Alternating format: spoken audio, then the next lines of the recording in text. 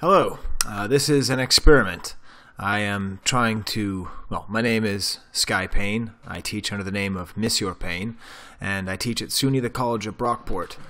And I made this PowerPoint actually originally for my job interview, but it's all about French cathedrals, and I thought, well, maybe I should try to record it and put it up on our YouTube page to make more content for our YouTube page, and actually more selfishly, in 24 hours, actually 24 hours and 12 minutes, I'm going to be flying to France with my children. And we're going to be going to several of these cathedrals that I'm speaking of. And I thought, well, it'd be really fun to have them watch this PowerPoint and give them a little talk so they could see. But then I didn't want to bring my computer because I don't want it to get stolen or broken while I'm in France. And so I thought, well, I better make a little video of the PowerPoint, and I didn't know how to do that. So I got this program off the internet. We'll see if it works. I don't mean to have my head so big, but I can't figure out how to make like a little tiny head in the corner. So yeah, that's a technological restriction. So all of the slides are going to be in French, or most of them will be in French because it was originally written in French, but I'm going to translate it into English as we go along, and you'll learn about music and cathedrals, and well, those are the things you'll learn about. I actually went art and architecture and engineering as well. So let's get going with the PowerPoint. Okay, I don't need to talk about the Treaty of Troyes because that was just revision for my class. So here was when I originally made this PowerPoint. It's called the Spiritual and Architectural Evolution. And that's the question is what we're seeing here spiritual or simply architectural? These are some of the larger questions that we'll come into with this talk. So the question is, if we look at French cathedrals, we look at this one, Fontenay in 1139, considered typically a Romanesque cathedral for reasons I will explain in a couple minutes. And oh, I should also mention, I am actually not I'm a professor, but of French, not of architecture, or music. So if I make mistakes here or there, feel free to put them in the comments. You can swear and say horrible things about me. I don't claim to be an expert on architecture or on music, but I hope to make some interesting points that tie everything together in a way that is both pleasing, amusing, and instructive. So, getting back to Fontenay, how do we get from this typical Romanesque cathedral to something that we would see like in Paris, such as Sainte-Chapelle? How do we, in just 100 years, go from what you see in the little square there to the big square there? How do we get there? That's a question which I think is worth mentioning. Now, whenever we talk about cathedrals, it's always good to think about what do we think about. I'm pretty certain whenever I say French cathedral, the first thing you think of is Notre Dame, which is in Paris. Well, actually, there's lots of Notre Dame, but the one when we say Notre Dame, when we say that, we mean the one in Paris, made famous by, of course, the Disney movie Hunchback of Notre Dame.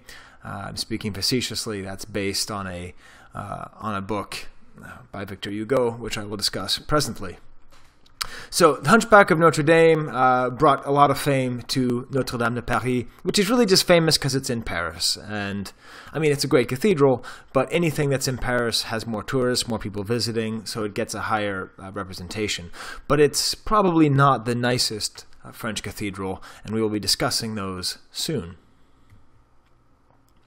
Here's actually what Victor Hugo wrote about cathedrals, and a lot of what we think about cathedrals now is very influenced by the 19th century.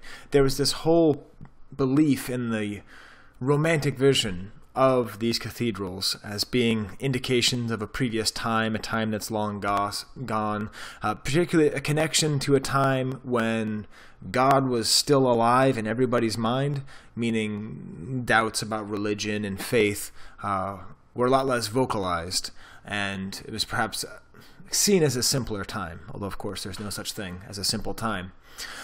So it says here, each face, or each side, each stone of this venerable monument is a page not only of history, but of science and of art. And that's what I want to show here, is this mixture of history, science, and art all going together. and of course spirituality as well. We start to ask the question, are these divine churches created by God? Are they human churches created by man? Or are they perhaps divine and human churches constructed by man for God? Those are the questions. And if we go back to Fontenay, we can start talking about the Romanesque style, which in French is confusingly called roman, which is also the word for novel, and it's also the word for a Roman. So it's a little bit confusing. The name Romanesque itself came much later and is a story for an art history video blog for my kids, which I hopefully will never record. So Romanesque in English. This is where we start to see these churches getting bigger and more permanent. It's considered part of medieval architecture, but it's early medieval architecture. So in essence, we consider between the end of the 10th century and the middle of the 12th. That's the time that we consider this. Boy, I do that a lot with the hands. It's kind of cool. Hey, get out of here. You get out of here. Okay. So what are the characteristics? Now, you're not going to see a lot of Romanesque cathedrals in France. Most people don't even try to go to them because they're not what we think of when we think of, oh, cathedrals. They're kind of dark and small. They're best known for having a vault in a sort of cradle shape like that. You see how it's like it's just one piece. They don't go. There's no X's in the vault. It's just one cradle. Oh, you can even see that with the cursor. The walls are very, very thick, and they're pierced with little tiny windows. Now, why were the walls thick? The walls were thick because it was going to be a big building, and they did not have the technological advancements. So that's the essential way of thinking about this early phase. And usually, and I'm also going to be doing the same thing, usually it's just considered that way as sort of like a precursor, like getting ready for the real deal, which will be the Gothic period. Now, when we say Gothic, if you look on Google Images, you find a lot of silly stuff. You find people like this. I mean, I don't know if she's silly. She could be very serious. You have a lot of prejudgments, darkness, death, black plague. That's a great quote from a poet that I think of, Elinan de Froidmont, who says, "What is it? What worth is what everybody does? In 1 hour, death undoes everything." Blah. Okay, that's part of it. All those things are true. They were all there. But it was also this. Of the Gothic style is also that. It's also things like this, again in Paris, Sainte-Chapelle. So if we look at what's considered to be a Gothic cathedral versus a Romanesque cathedral, there's lots of immediate differences. This vault in this cradle shape will actually become a ribbed, literally a ribbed vault. And I'll explain why they did that in a second, but the main reason is it allowed them to build much higher and taller. So you look here, you see it's kind of like a little, they call it a cradle, or like a vault. I think, yes, in English we call it a vaulted ceiling as opposed to a cradle ceiling. A lot less maternal, I don't know. And then it moves into a ribbed ceiling. So that's one of the differences between the two. And if I can get the PowerPoint to work, I'll show you another. Now, this is a huge difference, is the outside, which with very thick walls, that was how they kept it standing up. Very thick walls, very simple. But there's this enormous technological advancement by the engineers in France. And actually, it's worth looking up sometime if you have the time. Look up on Nova, on PBS. They have Building the Cathedrals, and it goes into all of this in pretty good detail. They came up with these things called, hilariously, flying buttresses, which you see there, which in essence are these things here, which are connected to the outside wall. And I'll show you how those work in a second. But fundamentally what they do is they allow, even though they look kind of ugly on the outside, although they have a certain charm of their own. They allow the walls to go up. They allow everything to go up. Up and up and up. Now the windows in the Romanesque cathedrals, as I said before, were teeny tiny windows. Tuk-tuk. And in the Gothic, they start getting larger, and you start seeing more color. You start seeing more light. And on the exterior, there wouldn't be very many sculptures at all, but eventually in the Gothic era, we start seeing more and more sculpture, more and more ornament.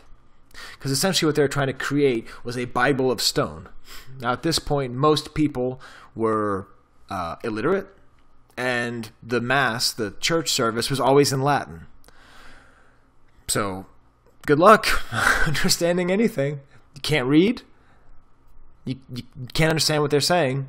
So a lot of what the experience was maybe a question of memorization based on what you already know, but also as you walk into these cathedrals, they give you little lessons, a Bible in stone, and quite often right over, and I want you to look for this, kids. I'm speaking to my kids, not students. Look and see what they choose to show you right as you walk into the door. It's almost always the Last Judgment, when Jesus is going to come down and say, you go to heaven and you go to hell. And well, why? I suppose to keep people in line. It's also the most, well, not the most interesting, but one of the most interesting parts of the Bible. It has some kind of cool dynamic, I don't know, kind of interposes you into the story. But that's a whole different, that's a theological video blog, which I also hopefully never do. But they would love to show pictures like this, like these guys just kind of rotting in hell, which is, I don't know, kind of cute in a way. And I'm taking from a quote here from a historian. Actually, this was the book that the teacher who was teaching the class when I came to do my interview was using. So it's interesting the way it's written here. I'll do my quick translation. The Christian religion strongly excited the imagination of men and women. It created a Christian imagination, a world of images and symbols that would mark Europe forever. Kind of an old-fashioned concept, but it's true. And all you need to do is think about the image of a gargoyle. Whenever you say a gargoyle, this is where it came from, to scare people and to amuse them at the same time, part of this Christian imagination.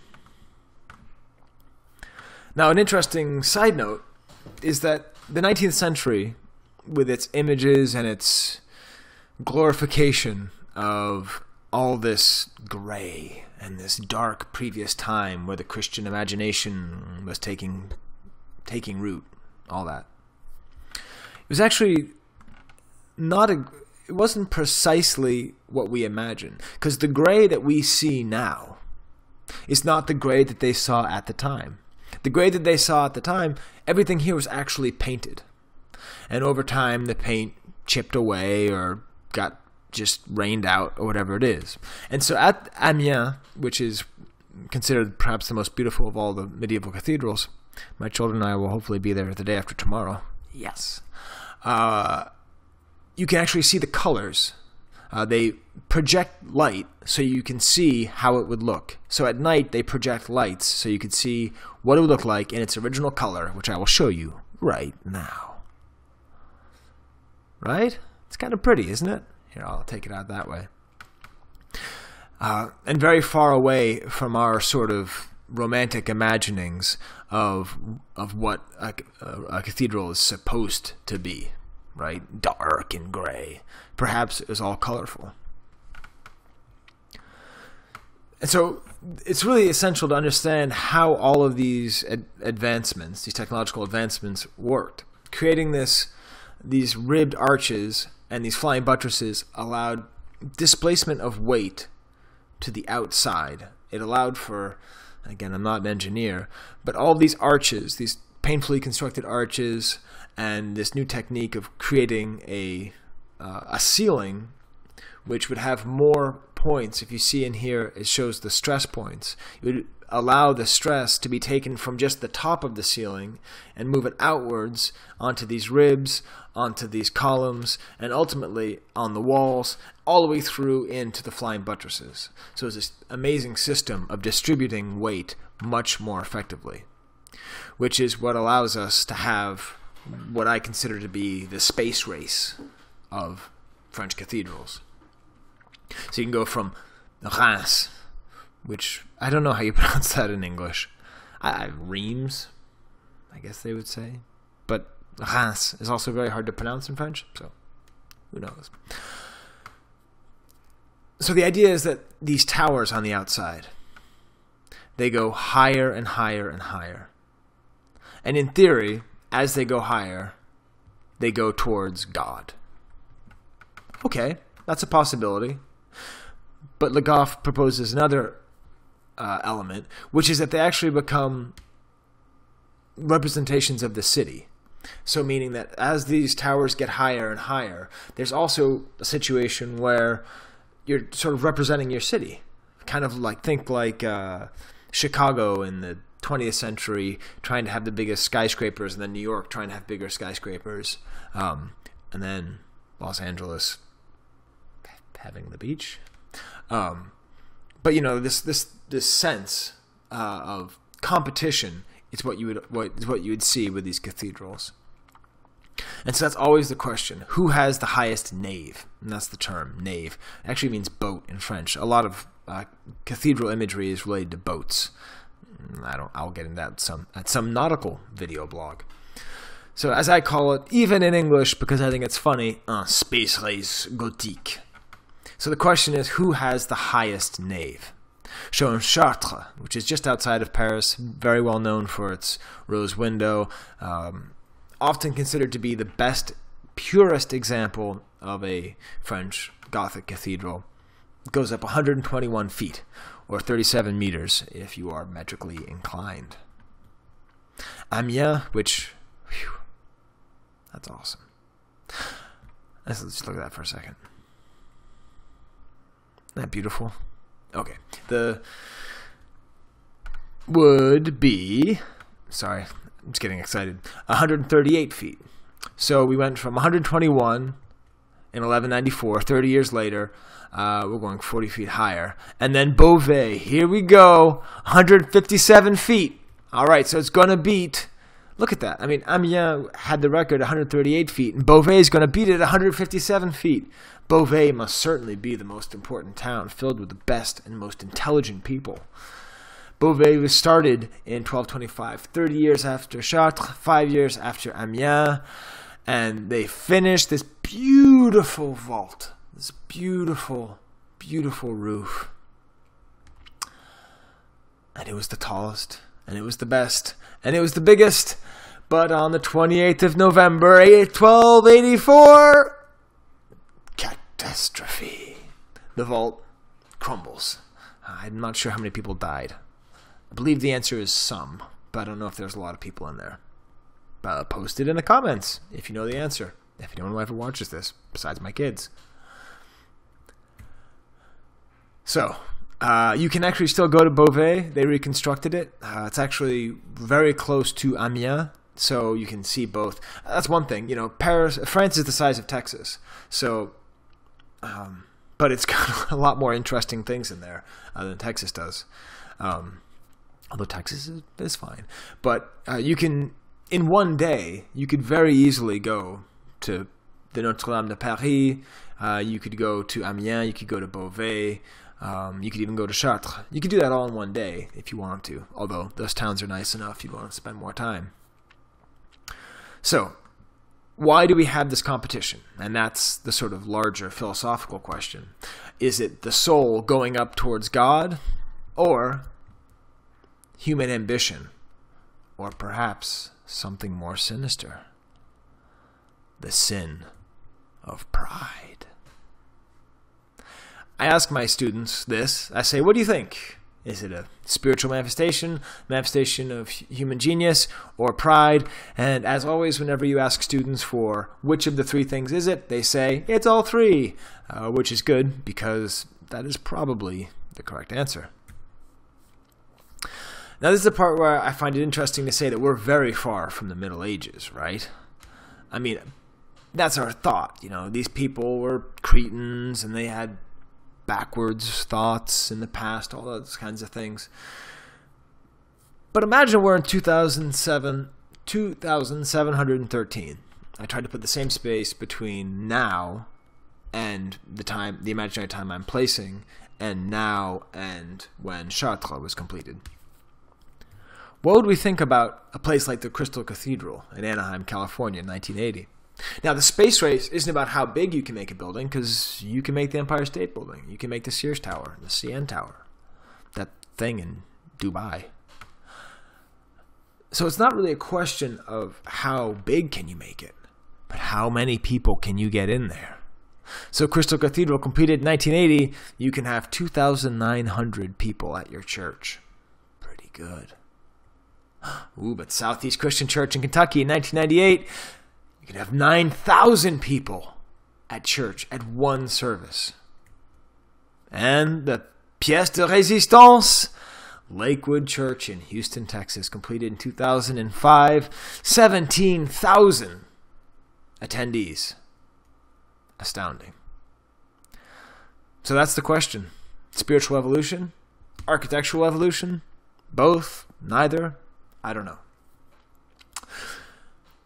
One of our stops on our trip is actually going to be to the city of Reims, which is a very important place for reasons that I'm going to outline right now. Now, we've already seen the cathedral. It's a typical cathedral, completed in 1275, about as big as Chartres, a little bit smaller. Very well known for its sculptures, in particular the smiling angel. Isn't that a beautiful angel? This is part of the changes that you would see in the Gothic era, where you'd start to see these sort of more human faces, perhaps announcing the impending Renaissance, where we start to see a shift towards human values. Yeah, that's a cute little face. As you can tell, it has all the typical traits of a Gothic cathedral. It has the ceiling with the ribbed ceiling. It's got the high arches. It's got the beautiful stained glass. It has flying buttresses. It's actually a pretty important place because it was where most people would, where most of the kings would be crowned, and that's where Charles VII was crowned by Joan of Arc. I started everything with that little slide where I talked about the Traité de Troyes, the Treaty of Troyes. Troyes? How would you pronounce Troyes in English? Troyes? Troyes. The Treaty of Troyes. Let's call it that. There's this whole series of defeats that the French suffered at the hands of the English. And Joan of Arc, you've probably heard of, she didn't exactly save France entirely. She didn't win the war. But she had this one particularly strong symbolic act in which she had Charles VII, who was supposed to be the King of France, but who had no power and was not considered the King of France. The King of England was considered the King of France at this point. So after she won a battle at Orleans, she had the symbolic act of having him crowned at the Cathedral of Reims. So it's a very important place in the Champagne region, by the way, if you like Champagne. I don't like Champagne, but I love the cathedral. Whoa boy, nighttime reshoots. So it's past into night now, and I had a technical glitch. So we were actually just to the point where we were talking about the importance of Reims historically. And this is part of what makes traveling so interesting and trying to have a more global view on things as opposed to specializing too much. In watching this video over again, I realize I'm speaking a lot of architectural terms. I'm not giving historical dates. I'm not really here to give you the hard facts, but trying to kind of give you more of a feeling of a place and more sense of a more global conception of French culture. Now, this all comes from a class that I teach, French 352, which I call French Civilization in 4 Senses. And it's all based on the concept of synesthesia, which if you associate different senses together, you create different emotions and different connections to memory, as Proust would say, would point out. And it's this whole kind of theory that the first day I bring in a really smelly cheese, make sure that kind of imprint that on their mind and say, this is France. This is the culture. It's more than just a date. It's more than just Charles VII and Joan of Arc and Louis XIV and etc. it's also these feelings. And I say it's in 4 senses because I make them smell cheese. I let them taste cheese, so that's 2. And then they get to see things and hear things. And so we've obviously seen a lot of things in this presentation. And you will get to hear something. And the one thing you don't get to do is actually touch. You can't touch another culture, another place, another country while staying at your computer, while staying at your small college in Western New York. But the idea is that maybe you get a sense of it if you mix together some of these things. So to that end, I focus on Reims, on Reims in Champagne, because it's the place where a very important composer comes from, Guillaume de Machaut, who's one of the most important figures in medieval, late medieval music making. Now, if you're like me, that doesn't mean much because you don't know anything about, or you know very little about medieval music. But I've done enough research to know that this is a major name and a forward thinker and almost a sort of precursor to the Renaissance himself. And he worked and lived in Reims, in Reims. And in particular, he worked on his Mass of Notre Dame. Now, understanding exactly what a Mass is, it's fairly complicated. He composed his between 1360 and 1365, as it says down there in the slide. Whoa! As it says down there in the slide. But it's this idea of polyphony, where you have multiple voices happening at once, doing different things at different melodies.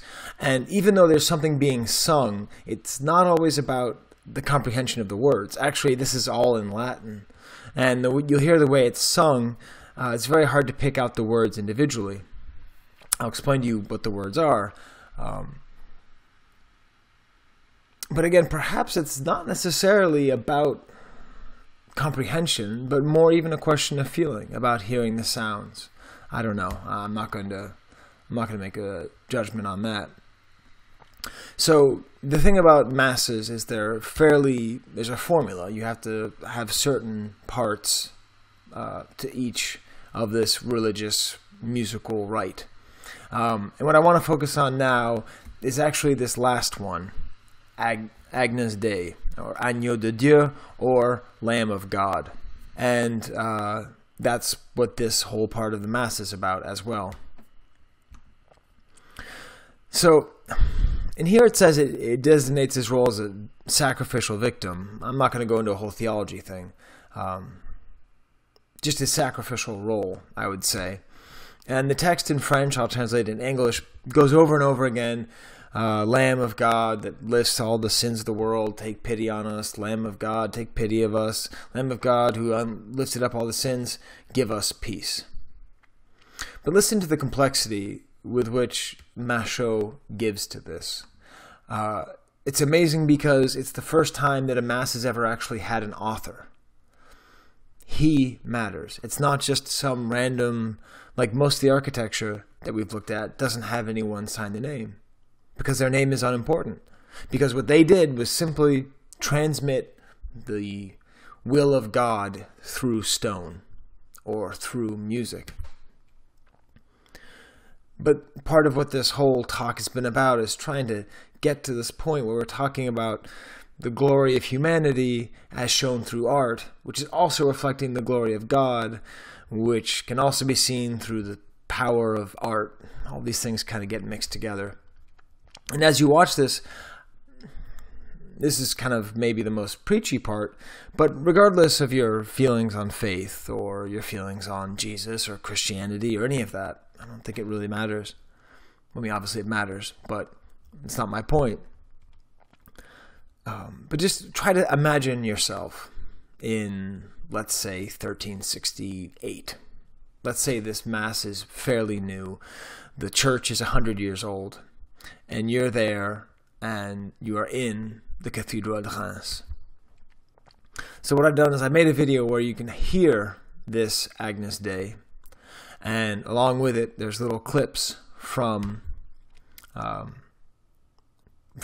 the cathedral itself, just clips I found off of YouTube, not ones that I've taken, because I haven't been there yet to take videos.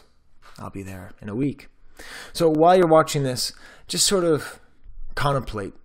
Allow yourself to feel it. That's what I do with my class. I just turn off all the lights, and I spend most of my time in class talking and information, learn, think. But perhaps you can just feel.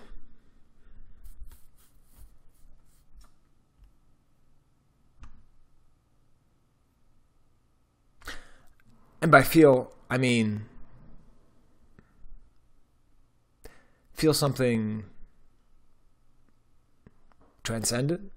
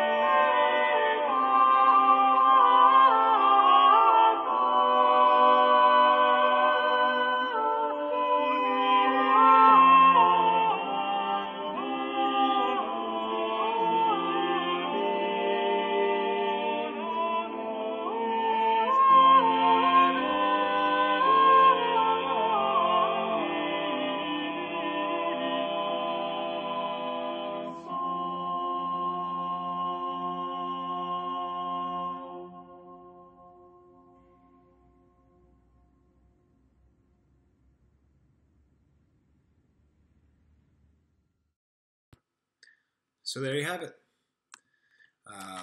Some more images of Reims while I leave this video to get ready to pack to go. And I hope you all enjoy it. Leave comments if you want to correct things or if you find things more interesting or better ways of saying something. I'm hopefully going to do more videos like this, and hopefully going to be posting them on the Brockport website, just to try and get more information out there and see if we can, I don't know, put some more smart stuff on the internet. Okay, so once again, this is Professor Sky Paine, and I will see you next time when I am back from France and all these cathedrals.